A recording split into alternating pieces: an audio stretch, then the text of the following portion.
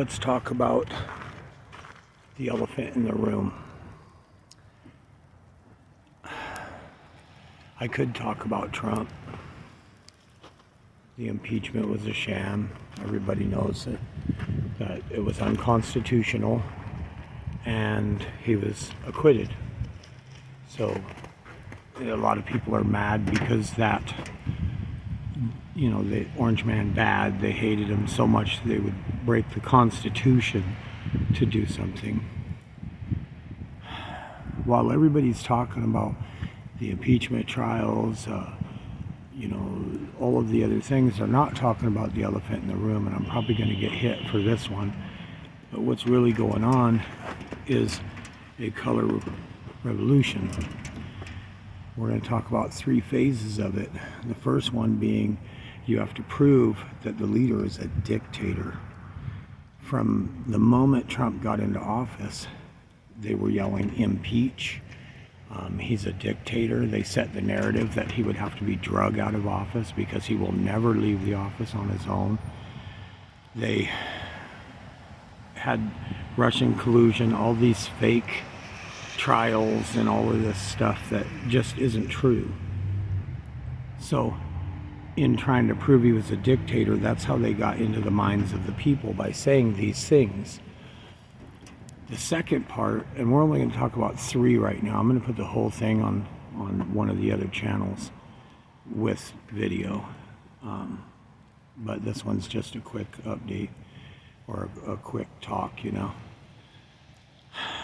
The other thing they needed was an unpopular incumbent. Somebody, an underdog, if you will. Who's a better underdog than an old man with what is it? Alzheimer's? That's pretty unpopular. So they take him, and they reflect all the good that they can on this guy that they know is not good. You'll see on my other stuff that, oh man, what he's doing. He's trying to do deals with China and all of that, but none of that will work. Trump's put things into place that he can't get around. So that's the second phase of the color. The third phase is an united front, which was the media. And the media since 2016 was after Trump. Name one day that Trump was allowed to be president. Name just one day that he was allowed to be president without having the media smear him and having campaign smears, having all of this BS, lies and cheating. Name one day. He was never allowed. And the reason is because they knew, number one, he wasn't one of them. He was an outsider. He was elected, not selected. And he cared about people, you and I. He went into office and he wrote his first EO, which was Crimes Against Humanity. And it was a worldwide executive order that allowed anyone to be convicted, anyone that was convicted of crimes against humanity, all of their assets, property, and finances were taken, and they would be either A, depending on their crime, put to death, or B, spend the rest of their life in prison. Now we know that there's a lot of people involved here. It's like now you see on TV the wellness health thing, and it's being propped up by a bunch of movie stars and stuff. That's part of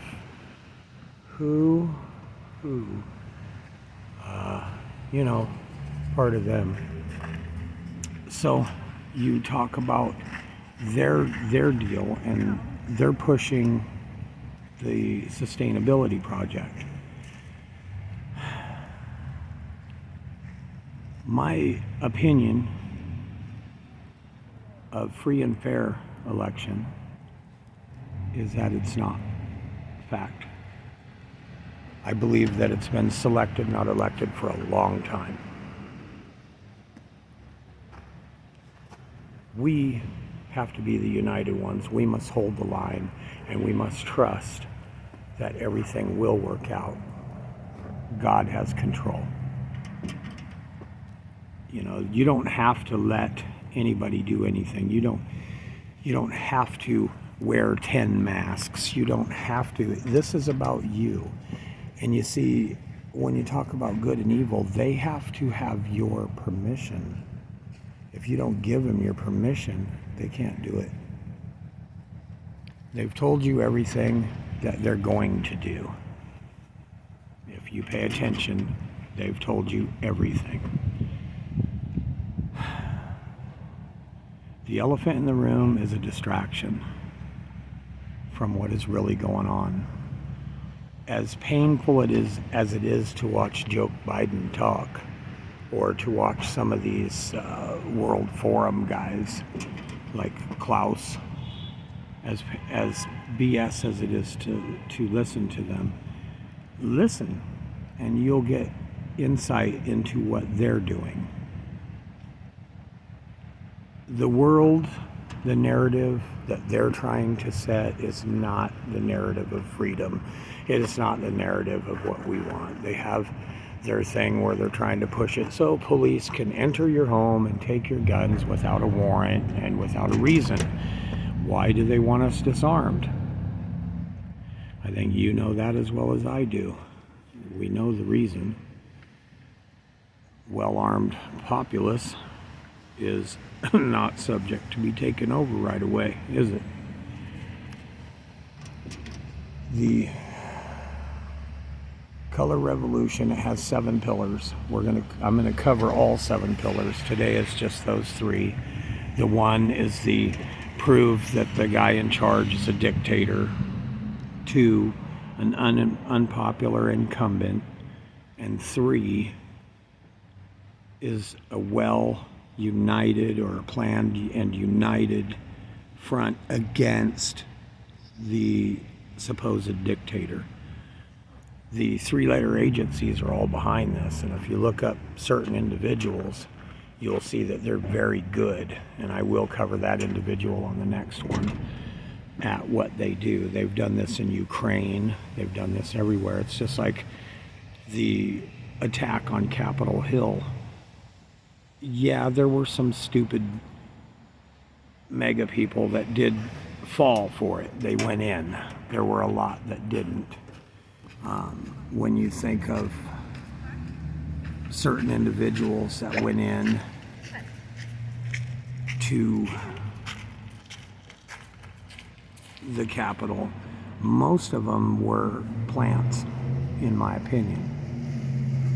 I've looked at the video and you can see it on other channels, not this one, not YouTube. But the one that I'll be posting, probably it'll be up later, probably Monday.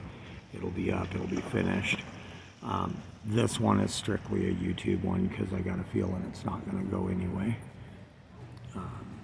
You can find me on BitChute. You can find me on Rumble. Rumble is easier for me to post on. BitChute, I've been waiting like 5 days for 2 videos to update or to process, so I don't know how that's going to work out. Go on, what is it? Look up Color Revolution and then start paying attention to the riots and the fighting and the partisan or non-partisan BS, because there's a lot going on. So the first 3 phases, you know, the first one is to prove the guy's a dictator, set the narrative. 2, have your unpopular incumbent or guy that you want to put in, Joe Biden. And 3, a united front, the media. So look those up, kind of pay attention to them, and if you find me on Rumble, then over there you'll see the actual video that will show everything that I'm talking about and include all 7 pillars. I'll put the other 4 pillars either tomorrow or the next day. So with that being said, I love you all. I hope you have a safe and a wonderful weekend, and we'll see you soon. Peace.